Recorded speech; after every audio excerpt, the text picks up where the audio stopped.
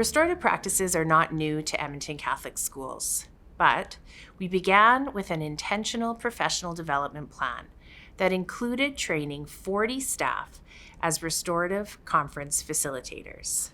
As you may know, restorative practices have roots in many Indigenous communities across the world. We are blessed in Edmonton Catholic schools to have a vibrant and strong Indigenous Learning Services team.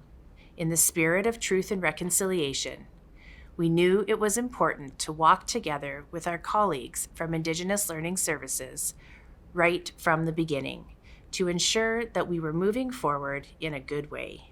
Donita Largeness-Sigisson. I am a Four Directions Wellness Specialist with Edmonton Catholic School Division, and I was asked to come today to speak to a little bit about restorative practices and where it came from. Restorative practices, if we back it up a little bit, came from restorative justice. And I think a lot of people have heard about restorative justice over the last 20, 25 years. Prior to restorative justice is Indigenous traditional law. And so Indigenous traditional law is where Indigenous people had their own forms of justice long before colonization. And so when we had our own forms of justice, it was an opportunity for community to come together, because when someone caused harm to someone else, it didn't just affect that one person who was harmed. And I think that's really important when we look at the opportunity, whether it be coming together in our schools, in any type of restorative practice, is for that person to acknowledge the harm, but feel the support of the community. I would like to also point out that because these circles, when we talk about restorative practice as a circle and a circle process, there can be a bit of confusion for Indigenous families. Because circles are a part of our culture and our customs and our protocols, and there are many types of circles. Oftentimes when we meet in circle, we have an opportunity where we're sitting together, and in a circle, we are going around the circle. Each person has a chance to speak. And you might have a talking stick, you might have a feather, or you might even have a rock. And so if each person is speaking around the circle, it'll happen in this way. Now with restorative practices, because it is a process, it is very specific on assigned seating, who is sharing. And so if the facilitator is asking people to share across the circle and asking specific people, your Indigenous family, if they're used to this process, may find that disrespectful if they don't understand the process. So preparation is super important. Having those conversations of what type of process you're agreeing to is important. And so that families understand what the expectation is. The other piece I want to put out there too is that in Indigenous circles, spirituality is a huge part. So whether you start in prayer, or how you acknowledge that at the beginning. And so there can be ways to look at restorative practices to ensure that it's indigenized and ensure that it is respectful, because you don't want to have a process that starts and feels disrespectful. So just to encourage that if there are Indigenous families, not all families have these customs, but you might need to have some extra conversations to ensure that it's culturally appropriate.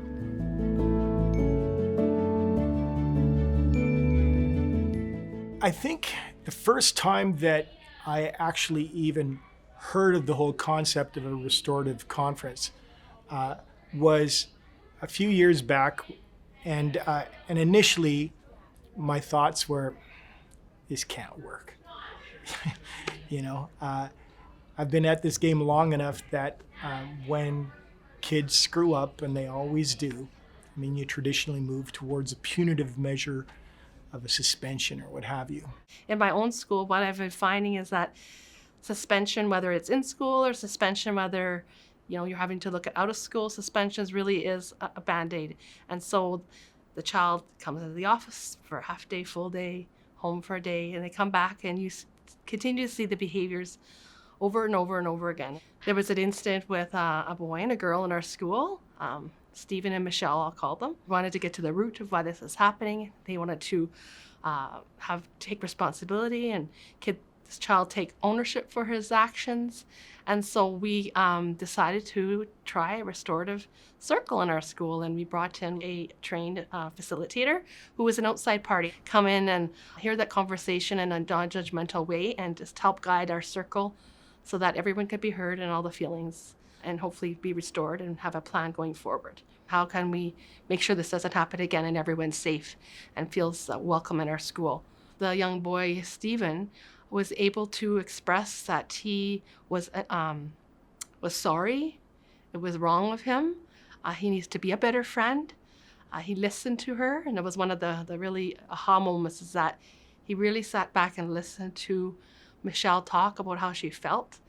And his parents also spoke and apologized for their son's actions. And this year, he calls himself a new Stephen. They left the past in the past, and really it's something remarkable and quite actually beautiful. Once we had the restorative circle, like Stephen says it best himself, he's a changed boy, and we see it. He's happy. Grade 6 is great for both the student that was harmed and the student that did the harm. And so I think it's, from my opinion, it's positive.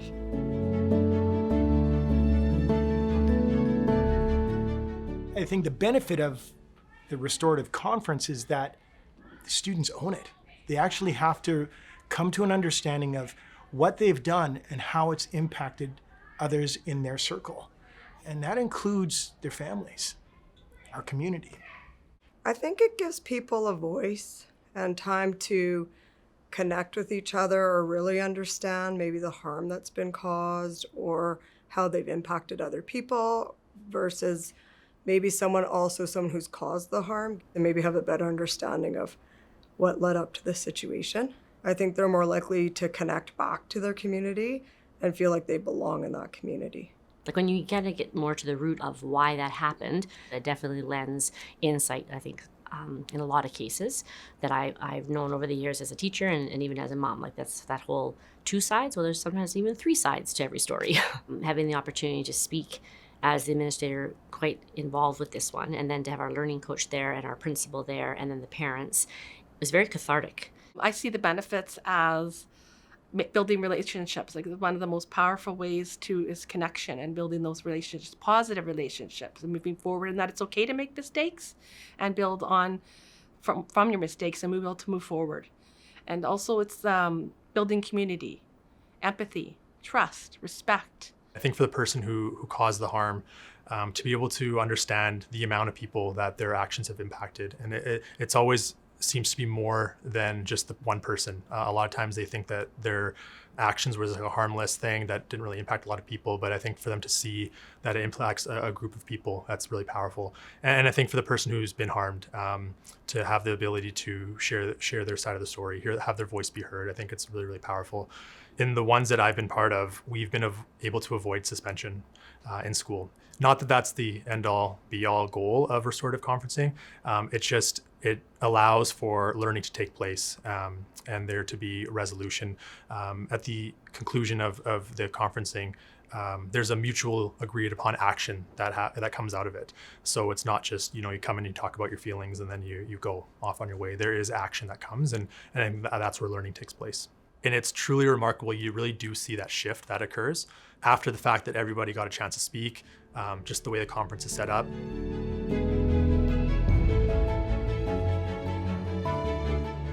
At first glance, I thought this is going to be a lot of work. It's going to be a lot of time. And, is it really worth it? I'm a busy guy. I don't have time for this.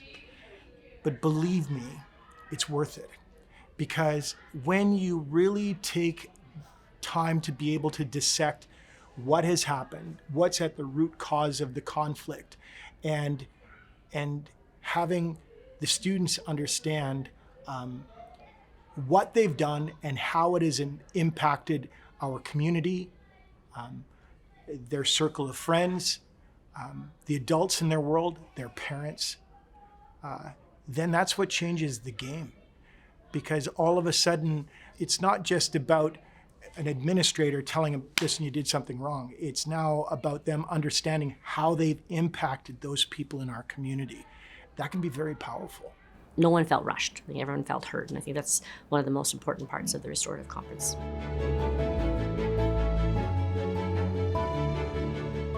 The other challenges that I've faced is with respect to parents that English is not their first language.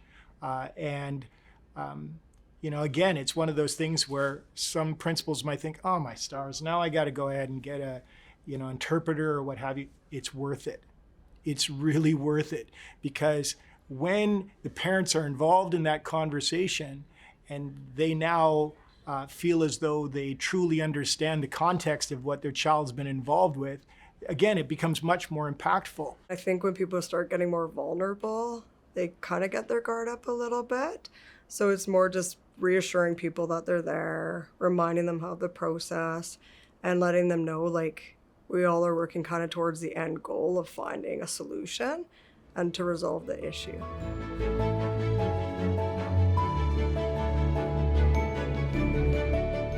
The agreement of, like, because of this is what we're going to do. And when they have a voice and how they can repair what's been harmed, I find they're more committed to doing that. Walking away from there, I think there's not necessarily mutual, but there's an understanding. I think that's important for the adults, and I think for the students involved and the ones that I've been a part of, I gained an awareness that, again, that they didn't have of maybe the other person's shoes, so that they're in that kind of empathy. I think people would be surprised at how effective it is and how effective it can be. I know at my school, my principal has a card with some of the questions that he has ready and handy to go at all times. And so sometimes you pull two students in and say, look, hey, something happened on the playground today, let's talk about it. And I've seen it firsthand, where you have two kids who go in angry, upset with each other, and they walk out with their arms around each other's shoulders and they're walking back to class.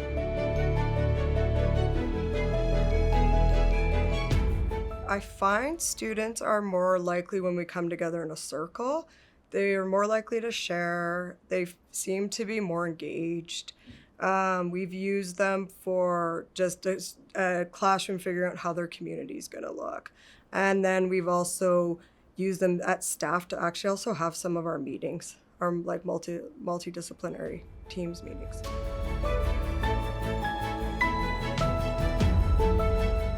We'll talk to each student individually who all is coming, explain kind of the purpose of a circle, and then we'll let them know who's going to be there. They can choose their support person, and then we'll let them, like, do you have any questions, or what might be things that you would want addressed in circle in case you forget for them to come up.